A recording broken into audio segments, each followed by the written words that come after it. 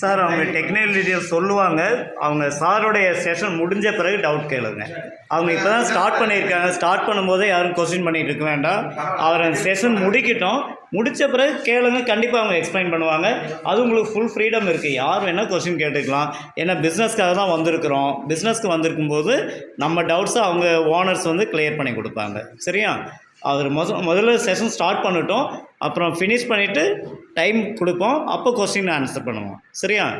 Thank you. இது வந்து அதில் மாத்திர டை இந்த டை செப்பரேட். இது வந்து ஸ்டெயின்லெஸ் ஸ்டீலில் இருக்கும். இந்த டை அப்படியே ஸ்டெயின்லெஸ் ஸ்டீலில் தான் வரும். இது வந்து பஞ்சகாவை வரும். இதில் இந்த டையை ரிமூவ் பண்ணிவிட்டு நீங்கள் இந்த டையை எடுத்துகிட்டு இந்த டையை மாட்டிக்கலாம் ஒரே மிஷினில். பட் ஆனால் காஸ்ட் வைஸில் மிஷின் கூட அதோட தான் வரும். இது எக்ஸ்ட்ரா சார்ஜ் பண்ணி வாங்கினா உங்களுக்கு பஞ்சகாவை விலைக்கு இன்றைக்கி கிராமத்துலலாம் உங்களுக்கு சாணம் கிடைக்குது. உங்களுக்கு ஒரு வேல்யூ நீங்கள் நிறையா அதிகமாக தேவைப்படுது.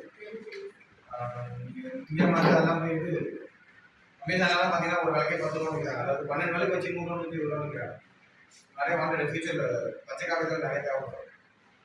நான் இப்போ மாவு போடுறேன்.